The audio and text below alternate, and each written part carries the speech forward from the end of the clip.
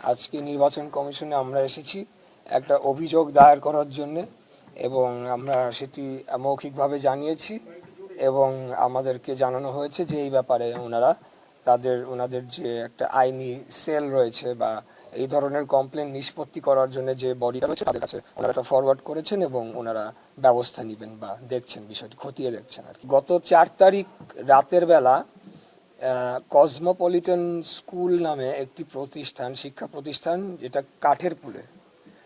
সূত্রাপুরে কাঠের পুলে অবস্থিত এবং সেটি একটি কেন্দ্র আমাদের 6 আসনের। তো সেখান থেকে আমি প্রিভিয়াস বিষয় যাব না, বাট রাত 1টার দিকে ফাইনালি যখন আমাদের বিভিন্ন কমপ্লেন্টের ভিত্তিতে পুলিশ সেখানে অভিযান চালিয়ে তারা 152 পিস মোটা লাঠি, যেটাকে স্টাম্প বলতে পারি আমরা, সেটি উদ্ধার করে এবং সেই ভবনটির মালিকানায় রয়েছে আমাদের প্রতিদ্বন্দ্বী রাজনৈতিক দল জামায়াতে ইসলামী এবং সেখানে জকসুর সম্ভবত একটা ক্লাব রয়েছে, যতটুকু আমি জানতে পেরেছি ক্লাব হিসেবে অভিহিত করা হয়। তো সেই ক্লাবের দরজা ভেঙে তারা এই মোটা স্টাম্প লাঠিগুলো তারা উদ্ধার করে। এখন এখানে বিষয় হচ্ছে যে আমরা বেশ কিছুদিন যাবৎ এই ধরনের একটা কমপ্লেন্ট পেয়ে আসছিলাম। তো আমরা সেটা বিভিন্ন মাধ্যমে থানাকে অবহিত করার পরও তারা কোনো যথাযথ পদক্ষেপ নেননি। পরবর্তীতে আমি নিজেই 4 তারিখ সন্ধ্যাবেলা সূত্রাপুর থানার ওসি সাহেবের সাথে কথা বলি এবং উনি তখন আমাকে জানান, ঠিক আছে আমরা এটা ব্যবস্থা নিচ্ছি, আপনার তথ্যের সূত্রকে। তো আমি তখন বললাম যে আমার তথ্যের যিনি সূত্র তিনি আমার পাশেই আছেন, আব্দুল আজিজ, তিনি সূত্রাপুর থানা বিএনপির আহ্বায়ক। তো উনি বললেন হ্যাঁ আমি ওনাকে চিনি, তাহলে ওনাকে নিয়ে গিয়ে আমরা এটা দেখছি।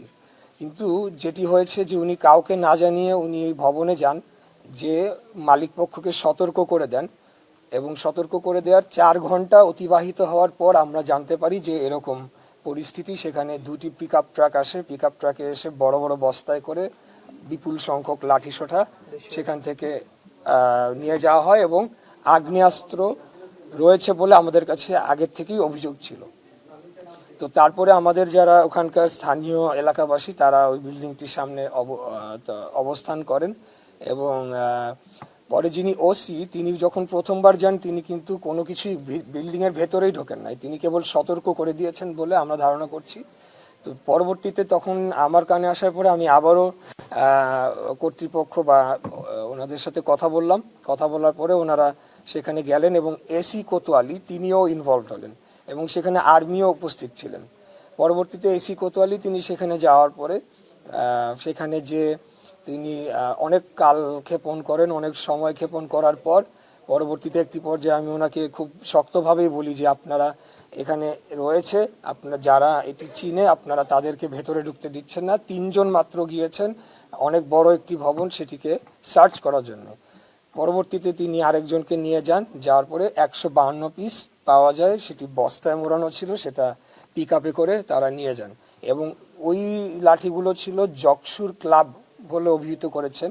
জকসুর ক্লাবের রুমে তালাবদ্ধ ছিল, সেই তালা ভেঙে তারা সেটিকে উদ্ধার করেছেন।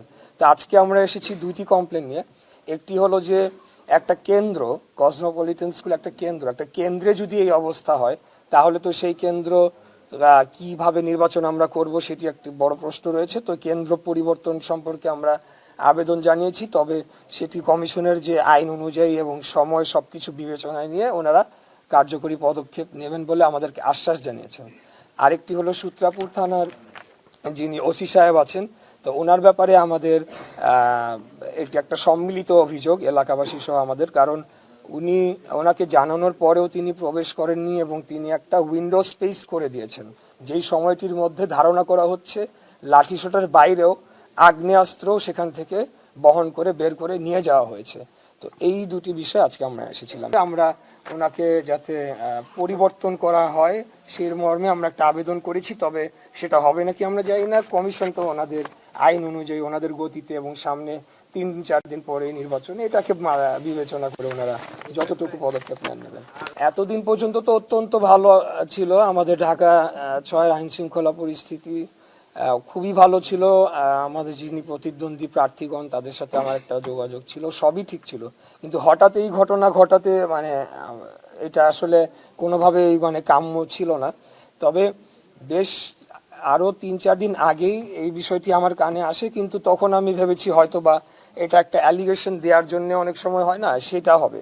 তো এটা নিয়ে আমি আর বেশি মানে সেটা নিয়ে আর বেশি ইনভেস্টিগেশনে যাওয়ার চেষ্টা করিনি। কিন্তু যখন অনেকগুলো সূত্র থেকে আসে তখনই আমি বাধ্য হয়ে আমি থানাতে অবহিত করেছি। আমি তো মনে করি বাংলাদেশে আপনি যদি ইতিপূর্বের ইতিহাস পর্যালোচনা করে সব নির্বাচনকে আপনি পর্যালোচনা করেন তাহলে তো অত্যন্ত শান্তিপূর্ণ রয়েছে। তারপরেও আমি সবসময় এই কথাটা বলি যে তফসিল ঘোষণা হওয়ার দিন বা পরদিন শরীফ ওসমান হাদিকে যেভাবে হত্যা করা হলো, এই ঘটনাটা আসলে হৃদয় বিদারক এবং এখন পর্যন্ত কিন্তু এটার কোনো সুরাহা আমরা দেখলাম না। এবং গতকালকে তার বিচারের দাবিতে যারা আন্দোলন করলো তাদের উপরে অত্যাধিক বল প্রয়োগ করা হয়েছে বলে আমার মনে হয়েছে। কারণ ইতিপূর্বে আমরা দেখেছি যে বিভিন্ন জায়গায় মব হয়েছে, দাঁড়িয়ে থেকেছে, কিছু করেনি, আবার যখন প্রয়োজন হয়েছে এই সরকারের তখন তারা বল প্রয়োগ করছে। যাই হোক, আমি সরকারের সমালোচনায় যাব না। নির্বাচন পরিস্থিতি ঢাকাতে অত্যন্ত শান্তিপূর্ণ রয়েছে। এই বিষয়ে আমাদের দুইটি বিষয় আমাদের পরবর্তীতে নজরে এসেছে। সেটি হলো যে অ্যাপটা আপডেট করার একটা বিষয় ছিল, সেটি আপডেট হওয়ার পরে আরেকটু নিখুঁতভাবে এসেছে, কিন্তু তারপরেও আমরা দেখছি যে বেশ কিছু হোল্ডিংয়ে 15 জন 20 জন করে এক্সট্রা ভোটার, যেটা বিগত আওয়ামী সরকারের সময় এগুলো করা হয়েছিল। তো আমরা সেটার আরও বিস্তারিত টোটাল তথ্যটা কম্পাইল করার চেষ্টা করছি। এরা অবশ্যই ভুয়া ভোটার, বুঝতেই পারছেন, এবং সেটি আমরা আমাদের এটা তৈরি হলে আমরা ইসিতে জমা দিব। অ্যাবসলিউটলি নট, আমরা তো অবশ্যই কোনো ধরনের সংঘাত চাবো না, এবং আমরা অবশ্যই চাবো একটা শান্তিপূর্ণ উপায়ে ইলেকশনটা কন্ডাক্ট হোক। কারণ ইলেকশনের দিনেই তো সব শেষ হয়ে গেল না, ইলেকশনের পরও তো সরকার গঠন হবে, এবং এই ইলেকশনটা যদি প্রশ্নবিদ্ধ হয় তাহলে আমরা তো দেখেছি বিগত সময় প্রশ্নবিদ্ধ ইলেকশনের চূড়ান্ত ফলাফল কোথায় গিয়ে দাঁড়িয়েছে। তো অবশ্যই আমরা সেটা চাই না, কোনো সংঘাতের প্রশ্নই ওঠে না। বরঞ্চ বিভিন্ন সময় আমাদেরকে ব্যক্তিগত আক্রমণ করা হয়েছে, আমাদের সিনিয়র নেতৃবৃন্দকে আক্রমণ করা হয়েছে, আমাকেও ব্যক্তিগত আক্রমণ করা হয়েছে। শুধু আমাকেও না, আমার মৃত বাবাকেও এখানে টেনে নিয়ে আসা হয়েছে। তারপরেও কিন্তু আমরা সেগুলো ভ্রুক্ষেপ করি নাই, কারণ আমরা মনে করছি যে এটা টোটালটাই একটা নির্বাচনকে প্রশ্নবিদ্ধ করা, একটা ডিস্টেবিলাইজ করার দেশকে একটা ষড়যন্ত্র, তাই আমরা সেটিকে পাত্তা দিচ্ছি। প্রশাসনের ভূমিকা কোথাও কোথাও আমরা বলবো যে তারা নিরপেক্ষ ভূমিকা নিয়েছেন। আবার যেমন পরশুদিনের যে ঘটনাটা, সূত্রাপুর থানার ঘটনাটি আপনাদের সামনে বললাম, সেখানে তো আবার কোনোভাবে নিরপেক্ষ তো বলাই যেতে পারে না, বরঞ্চ বলা যেতে হবে এক প্রকার সহযোগিতাই, একটা ক্রিমিনাল অ্যাক্টে সহযোগিতাই করা হয়েছে ঊর্ধ্বতন একজন থানা কর্মকর্তার কাছ থেকে।